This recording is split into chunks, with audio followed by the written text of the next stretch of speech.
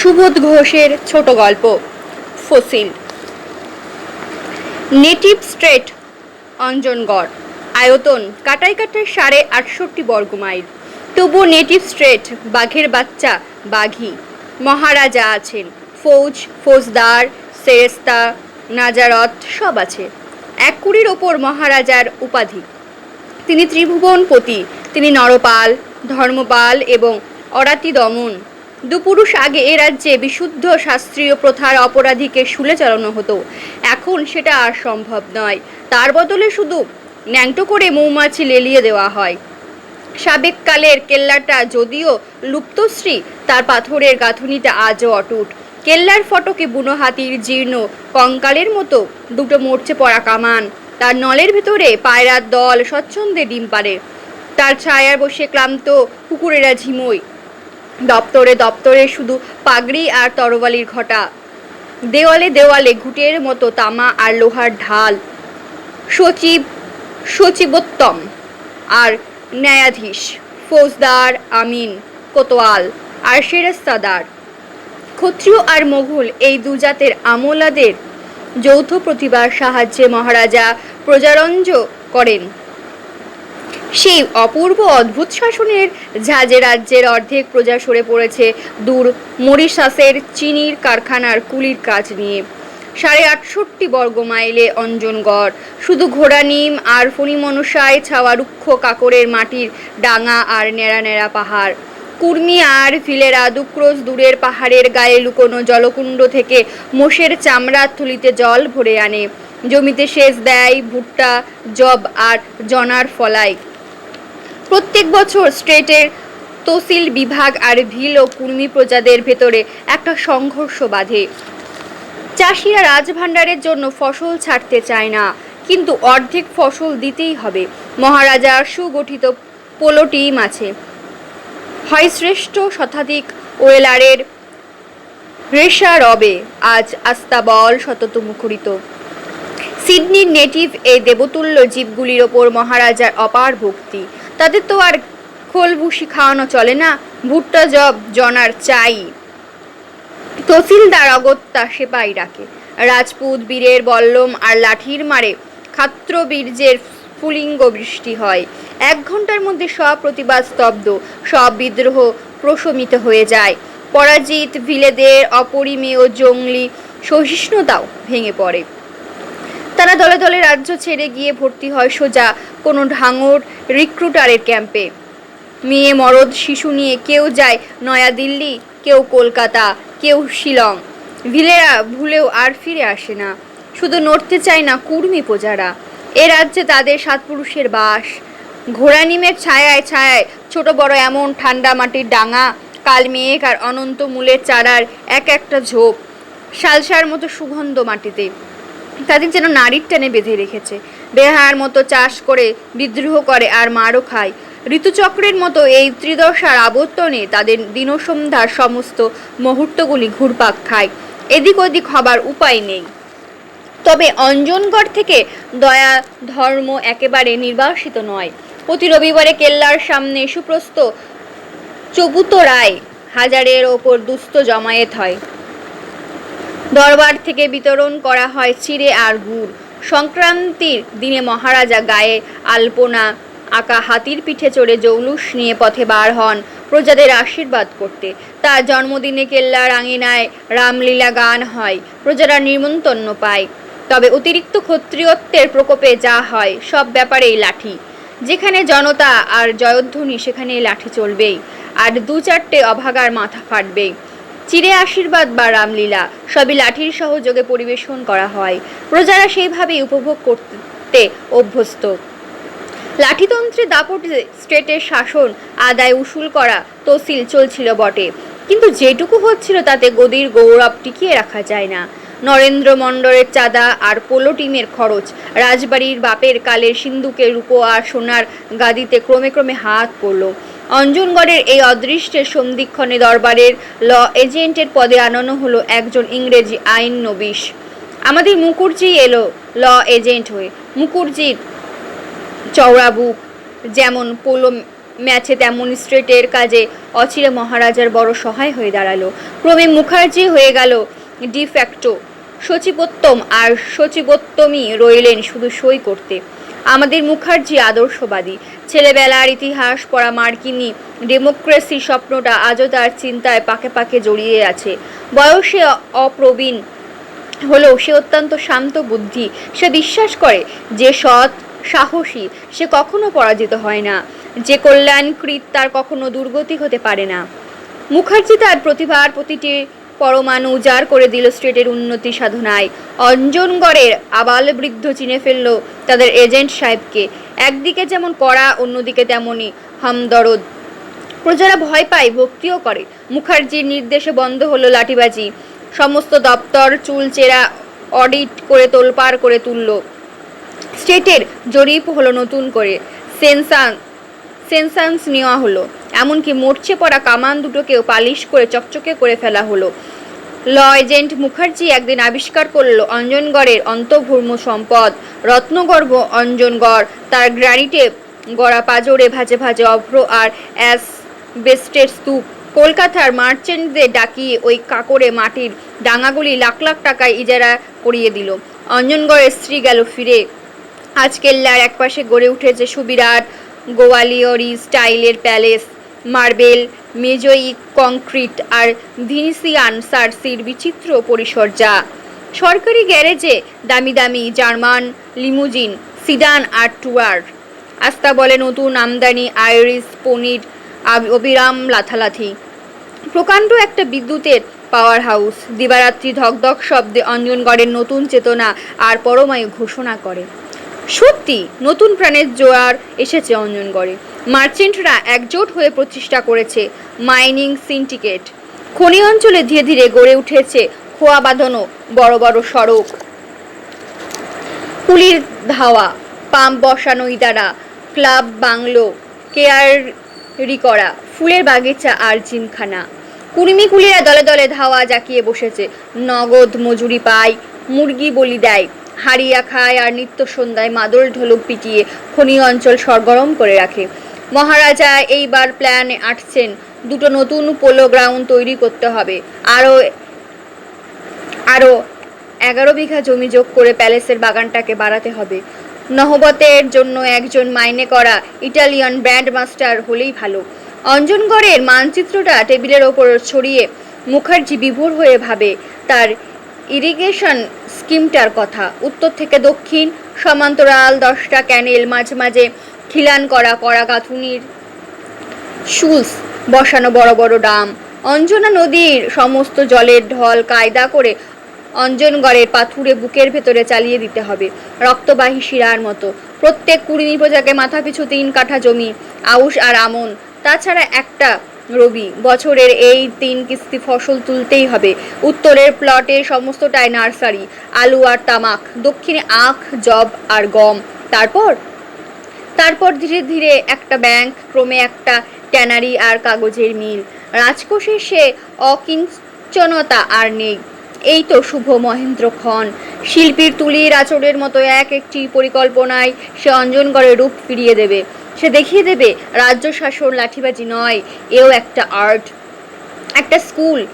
এইটাতে মহারাজার স্পষ্ট জবাব, কভি নেহি। মুখার্জি উঠল।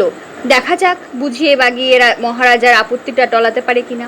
মহারাজা তার গালপাট্টা দাড়ি গোছেটাকে একটা নির্মম মোচড় দিয়ে মুখার্জির সামনে এগিয়ে দিল 2টো কাগজ। এই দেখো, প্রথম পত্র। প্রবল প্রতাপ দরবার আর দরবারের ঈশ্বর মহারাজ। আপনি প্রজার বাপ, আপনি দেন বলেই আমরা খাই। অতএব এবছর ভুট্টা, জব, জনার যা ফলবে তাতে যেন সরকারি হাত না পড়ে। আইনসঙ্গতভাবে সরকারকে যা দেয় তা আবার আমরা দেব ও রসিদ নেব। ইতি দরবারের অনুগত ভৃত্য, কুর্মী সমাজের তরফে দুলাল মাহাতো, বকলম খাস। দ্বিতীয় পত্র। মহারাজার পেয়াদায় এসে আমাদের খনির ভেতরে ঢুকে 4 জন কুর্মী কুলিকে ধরে নিয়ে গেছে আর তাদের স্ত্রীদের লাঠি দিয়ে মেরেছে। আমরা একে অধিকার বিরুদ্ধ মনে করি এবং দাবি করি মহারাজার পক্ষ থেকে শীঘ্র এ ব্যাপারে সুমীমাংসা হবে। ইতি সিন্ডিকেটর চেয়ারম্যান গিবসন। মহারাজ বললেন, দেখেছো তো মুখার্জি, শালাদের সাহস। হ্যাঁ দেখছি। টেবিলে ঘুষি মেরে বিকট চিৎকার করে অরাতি দমন প্রায় ফেটে পড়ল। শালাদের মুড়ো কেটে এনে ছড়িয়ে দাও আমার সামনে, আমি বসে বসে দেখি, দুদিন দুরাত দেখি। মুখার্জি মহারাজকে শান্ত করল। আপনি নিশ্চিন্ত থাকুন, আমি একবার ভেতরে ভেতরে অনুসন্ধান করি আসল ব্যাপার কি। বৃদ্ধ দুলাল মাহাতো বহুদিন পরে মরিশাস থেকে অঞ্জনগড়ে ফিরেছে। বাকি জীবনটা উপভোগ করার জন্য সঙ্গে নগদ 7টি টাকা এবং বুক ভরা হাঁপানি নিয়ে ফিরেছে। তবু তার আবির্ভাবের সঙ্গে সঙ্গে কুর্মীদের জীবনেও যেন একটা চঞ্চলতা, একটু নতুন অধ্যায়ের সূচনা হয়েছে। কুর্মীরা দুলালের কাছে শিখেছে নগদ মজুরি কি জিনিস। ফয়জাবাদ স্টেশনে কোন বাবু সাহেবের একটা 10 সেরি বোঝা ট্রেনের কামরায় তুলে দাও, বাস নগদ একটি আনা হাতে হাতে। দুলাল বলতো, ভাই সব, এই বুড়োর মাথা জটা সাদা চুল দেখছো? ঠিক ততবার সে বিশ্বাস করে ঠকেছে। এবার আর কাউকে বিশ্বাস নয়, সব নগদ নগদ। এক হাতে নেব, অন্য হাতে সেলাম করব। সিন্ডিকেটের সাহেবদের সঙ্গে দুলাল সামনের কথা চালায়। কুলিদের মজুরির রেট, হপ্তা পেমেন্ট, ছুটি ভাতা আর ওষুধের ব্যবস্থা, এইসবই দুলালের কুর্মীদের মুখপাত্র হয়ে আলোচনা করছে। পাকা প্রস্তুতির আদায় করে নিয়েছে। সিন্ডিকেটও দুলালকে উঠতে বসতে তোয়াজ করে। চলে এসো দুলাল, বলো তো রাতারাতি 20 ডজন ধাওয়া করে দিচ্ছি, তোমার সব কুর্মীদের ভর্তি করে নেব। দুলাল জবাব দেয়, আচ্ছা সে হবে, তবে আপাতত কুলি পিছু পিছু কয়লা আর কেরোসিন তেল মুফতি দেবার অর্ডার হোক। আচ্ছা তাই হবে। সিন্ডিকেটর সাহেবে তাকে কথা দিত। দুলালের আমন্ত্রণ পেয়ে একদিন রাজ্যের কুর্মী একত্রিত হলো ঘোড়ানিমের জঙ্গলে। পাকা চুলে ভরা মাথা থেকে পাগড়িটা খুলে হাতে নিয়ে দুলাল দাঁড়ালো। আজ আমাদের মণ্ডলের প্রতিষ্ঠা হলো। এখন ভাব কি করা উচিত। চিনে দেখো কে আমাদের দুশ্মন আর কেই বা দোস্ত। আর ভয় করলে চলবে না, পেট আর ইজ্জত, এর ওপর যে ছুরি চালাতে আসবে তাকে আর কোনো মতেই ক্ষমা নয়। ভাঙা শঙ্খের মতো দুলালের স্থবির কণ্ঠনালীটা অতিরিক্ত উৎসাহে কেঁপে কেঁপে আওয়াজ ছাড়ল। ভাই সব, আজ থেকে এই মাহাতোর প্রাণ মণ্ডলের জন্য, আর মণ্ডলের প্রাণ। কুমি যেন তো একসঙ্গে হাজার লাঠি তুলে প্রত্যুত্তর দিল, মাহাতোর জন্য। ঢাকঢোল পিটিয়ে একটা নিশান পর্যন্ত উড়িয়ে দিল তারা। তারপর যে যার ঘরে ফিরে গেল। ঘটনাটা যতই গোপনে ঘটুক না কেন, মুখার্জির কিছু জানতে বাকি রইল না। এইটুকু সে বুঝলো, এই মেঘে বর্জ্য থাকে, সময় থাকতে চটপট একটা ব্যবস্থা দরকার। কিন্তু মহারাজা যেন ঘুণাক্ষর জানতে না পায়। ফিউডলি দেমাক অন্ধ আর ইজ্জত কমপ্লেক্সের জ্বর এই সব নরপালদের তা হলে সামলানো দুষ্কর হবে। বৃথা একটা রক্তপাতও হয়তো হয়ে যাবে। তার চেয়ে নিজেই এক হাত ভদ্রভাবে লড়ে নেওয়া যাক। পেয়াদাই সে মহারাজকে জানালো, কুর্মীরা রাজবাড়ির বাগানে আর পোলোলনে বেগার খাটতে এলো না। তারা বলেছে বিনা মজুরিতে খাটলে পাপ হবে, রাজ্যের অমঙ্গল হবে। ডাক পড়ল মুখার্জি। দুলাল মাহাতোকেও তলব করা হলো। জোর হাতে দুলাল মাহাতো প্রণিপ্রাত করে দাঁড়ালেন। মেয়ের শিশুর মতো ভীরু। দুলাল যেন ঠকঠক করে কাঁপছে। তুমি এসব শয়তানি করছো? মহারাজা বললেন। হুজুরের জুতোর ধুলি আমি। চুপ থাকো। জি সরকার। চুপ। মহারাজা জি মুতধ্বনি করলেন। দুলাল কাঠের পুতুলের মতো স্থির হয়ে গেল। ফিরিঙ্গি বেনিয়াদের সঙ্গে তোমার সম্পর্ক ছাড়তে হবে। আমার বিনা হুকুমে কোনো কুর্মী খনিতে কুলি হয়ে খাটতে পারবে না। জি সরকার, আপনার হুকুম আমার জাতকে জানিয়ে দেব। যাও। দুলাল দণ্ডবধ করে চলে গেল। এবার আদেশ হলো মুখার্জির ওপর। সিন্ডিকেটকে এক্ষুনি নোটিশ দাও যেন আমার বিনা সুপারিশে আমার কোনো কুর্মী প্রজাকে কুলির কাজে ভর্তি না করে। অবিলম্বে যথাস্থান থেকে উত্তর এলো একে একে। দুলাল মাহাতোর স্বাক্ষরিত পত্র। যেহেতু আমার নগদ মজুরি পায়, না পেলে আমাদের পেট চলবে না, সেহেতু আমরা খনির কাজ ছাড়তে অসমর্থ। আশা করি দরবার এতে বাধা দেবেন না। টাকা মঞ্জুর করলে সরকারের হুকুম হয়, আগামী শীতের সময় বিনা টিকিটে জঙ্গলের ঝুড়ি আর লটারি ব্যবহার করার অনুমতি হয়। নোটিশের প্রত্যুত্তরে সিন্ডিকেটের একটা জবাব এলো। মহারাজার সঙ্গে কোনো নতুন শর্তে চুক্তিবদ্ধ হতে আমরা রাজি আছি, তবে আজ নয়। বর্তমান চুক্তির মেয়াদ যখন ফুরবে 99 বছর পরে। কিরকম বুঝছো মুখার্জি? অগত্যা দেখছি ফৌজিদারকে ডাকতে হয়। জিজ্ঞেস করি, খালকাটার স্বপ্নটা ছেড়ে দিয়ে এখন আমার ইজ্জতের কথাটা একবার ভাববে কি না? মহারাজা আস্তে আস্তে বললেন বটে, কিন্তু মুখ চোখের চেহারা থেকে বোঝা গেল রুদ্ধ একটা আক্রোশ শত ফণা বিস্তার করে তার মনের ভেতরে ছটফট করছে। মুখার্জি সবিনয়ে নিবেদন করল, মন খারাপ করবেন না সরকার, আমাকে সময় দিন, সব গুছিয়ে আনছি আমি। মুখার্জি বুঝেছে দুলালের এই দুঃসাহসে প্রেরণা যোগাচ্ছে কারা। সিন্ডিকেটের দুষ্ট উৎসাহে কুর্মী সমাজের নাচানাচি। এ যোগা বিচ্ছিন্ন না করলে রাজ্যে সমূহ অশান্তি অমঙ্গলও। কিন্তু কি করা যায়? দুলাল মাহাতোর কুড়ে ঘরের কাছে মুখার্জি এসে দাঁড়ালো। ব্যস্তভাবে দুলাল বেরিয়ে এসে একটা চৌকি এনে মুখার্জিকে বসতে দিল।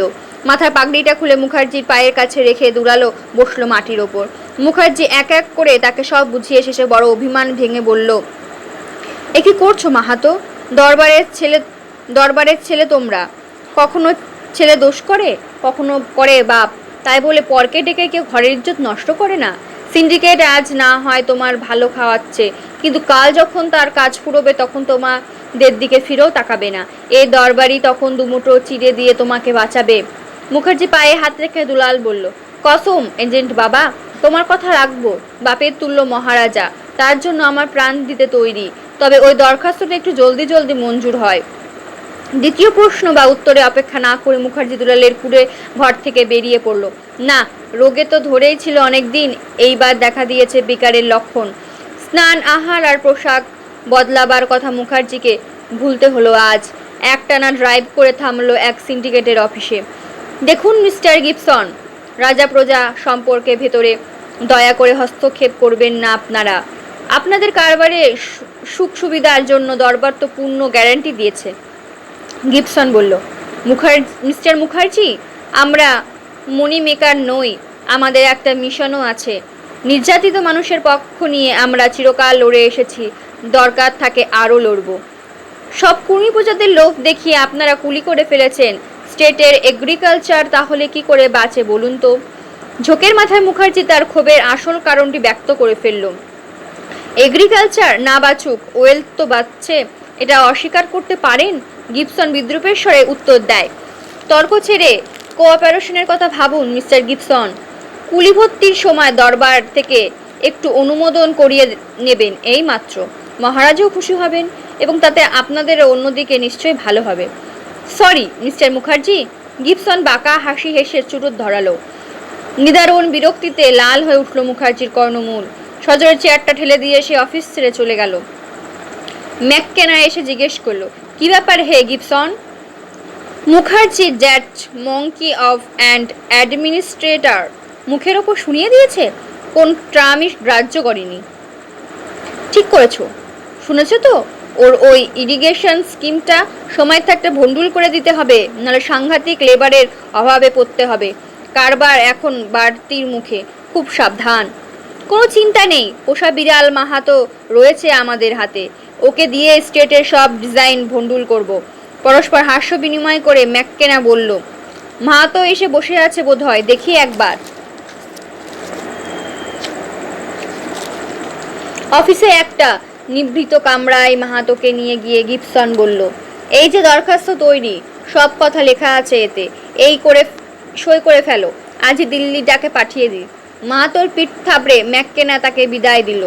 ডরমাত মাহাতো, আমরা আছি। যদি ভিটেমাটি উৎখাত করে তবে আমাদের ধাওয়া খোলা রয়েছে তোমাদের জন্য সব সময়। ডরমাত। নিজের দপ্তরে বসে মুখার্জি শুধু আকাশ পাতাল ভাবে, কলম ধরতে আর মন চায় না। মহারাজাকে আশ্বাস দেবার মতো সব কথা ফুরিয়ে গেছে তার। পরের রথের সারথ্য আর বোধ হয় চলবে না তার দ্বারা। এইবার রথীর হাতে তুলে দিতে হবে লাগাম। কিন্তু মানুষগুলোর মাথায় ঘিলু নিশ্চয় শুকিয়ে গেছে সবাই নিজের মূঢ়তায় একটা আত্মবিনাশের উৎকট কল্পনা তাণ্ডবে মজে আছে যেন, কিংবা সেই ভুল করেছে কোথাও। মহারাজার আহ্বান, খাস কামরায়। সচিবোত্তম ও ফৌজিদার শুষ্ক মুখে বসে আছেন। মহারাজা কৌচের চারিদিকে পায়চারি করছেন ছটফট করে।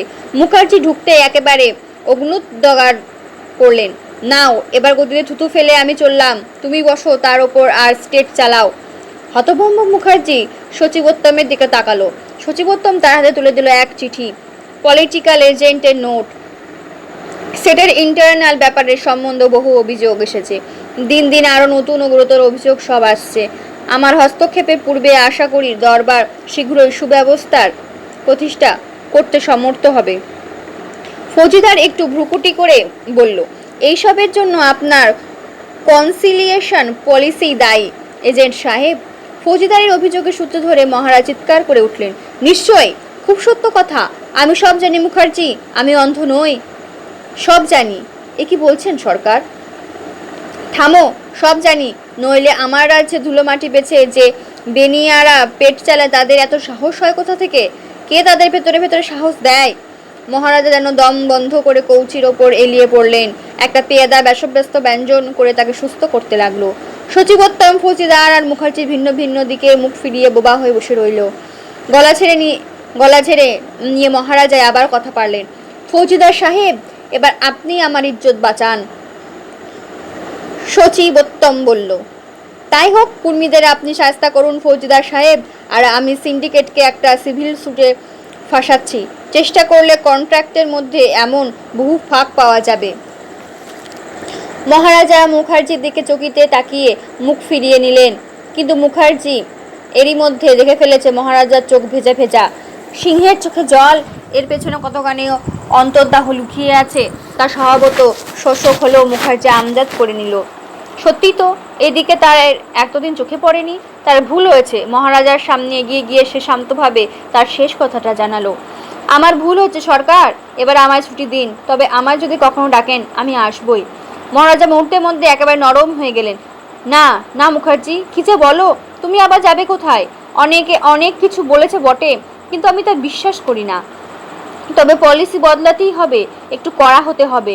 ব্যাঙের লাথি আর সহ্য হয় না মুখার্জি।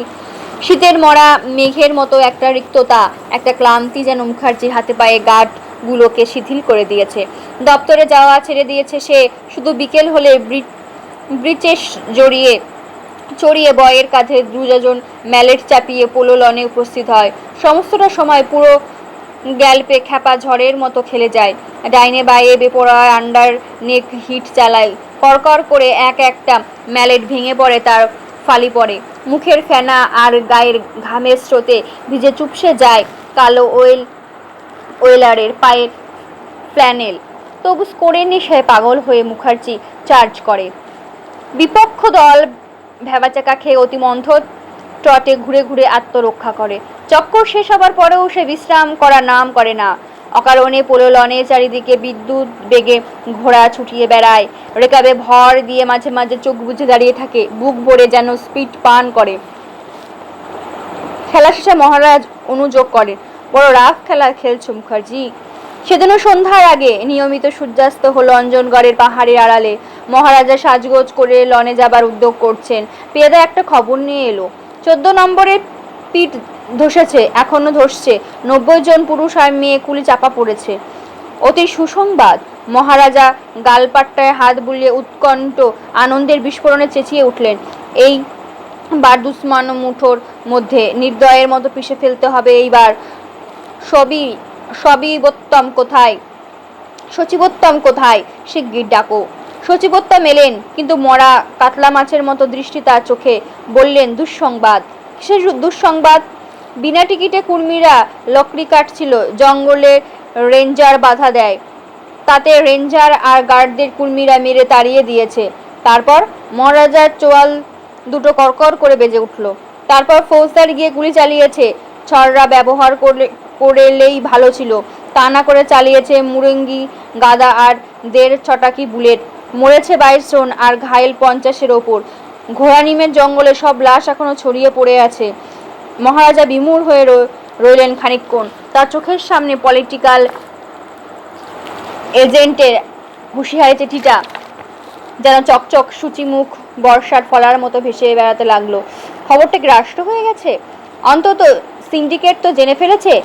সচিবোত্তম উত্তর দিল। মুখার্জিকে ডাকলেন মহারাজা।